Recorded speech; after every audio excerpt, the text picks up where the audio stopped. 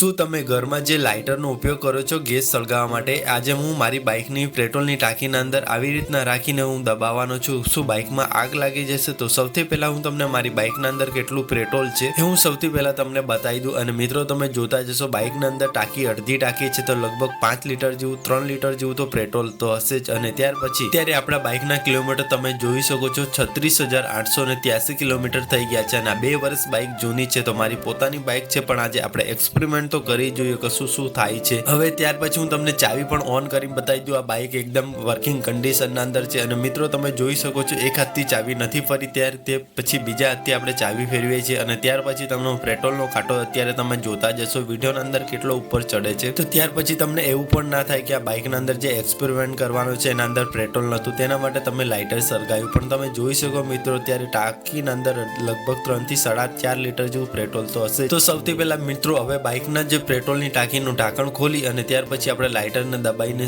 કોશિશ તો કરીએ શું થશે. તો મિત્રો તમારી સામે જ અત્યારે અહીંયા એક્સપેરિમેન્ટ કરવા માટે તૈયાર થઈ ગયા છીએ આપણે. તો સૌથી પહેલા ઉપરનું ઢાંકણ ખોલવાનું છે અને ત્યાર પછી આપણે નીચેનું ઢાંકણ ખોલવાનું છે. અને નીચેનું ઢાંકણ ખોલવામાં ઘણી બધી મહેનત થાય છે, કેમ તો આ ટાઈટ પણ પડે છે ઘણી વાર, તો તેના માટે આપણે તાકાત મારવી પડે છે. અને ત્યાર પછી મિત્રો તમારી સામે આપણે ગેસ વાળું લાઇટર અહીંયા ટાંકીની અંદર બોળી દીધું હતું. અને ત્યાર પછી દબાવવાની કોશિશ કરીએ છીએ કે ખરેખર આ બાઇકના પેટ્રોલની ટાંકીના અંદર આગ લાગી જશે અને તમે ઘરે આવું કરતા ને આ બહુ ખતરનાક એક્સપેરિમેન્ટ છે. અને ત્યાર પછી મિત્રો એકવાર હું તમને મારું લાઇટર બહાર સળગાવીને પણ બતાવી દઉં. અને ત્યાર પછી હું તમને કહેવાનો છું અગર હું બાઇકની પેટ્રોલની ટાંકીના અંદર હું લાઇટર પણ દબાવું છું ને તો શું થશે, આગ લાગશે ના લાગશે? અને તમને બધાને ખબર હોય તો તમે કોમેન્ટ બોક્સમાં લખીને જરૂરથી જણાવજો. અને મિત્રો તમે જોઈ શકો છો આ લાઇટર મેં બહાર સળગાવ્યું છે, એકદમ વર્કિંગ કન્ડિશનના અંદર છે. તો અને ત્યાર પછી મિત્રો તમે જોઈ શકો છો મારી બાઇક એકદમ કેટલી સરસ મજાની દેખાય છે. તો ખરેખર હું તમને કહેવાનો છું કે જે બાઇકના અંદર હું આવી રીતના લાઇટર દબાવતો તો મારે બાઇકના અંદર પેટ્રોલની ટાંકીના અંદર આગ લાગી જશું? ના, નહીં લાગતી. હું તમને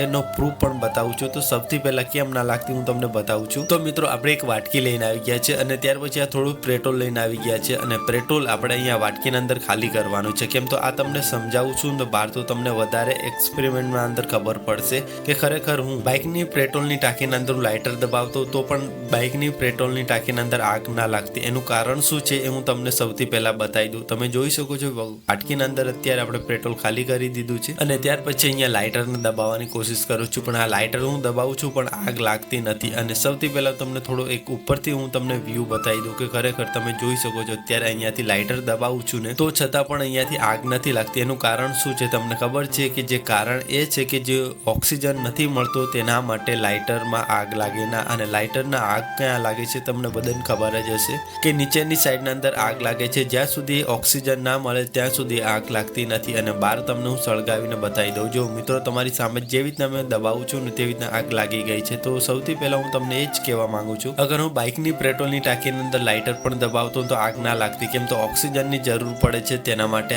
આગ નથી લાગતી.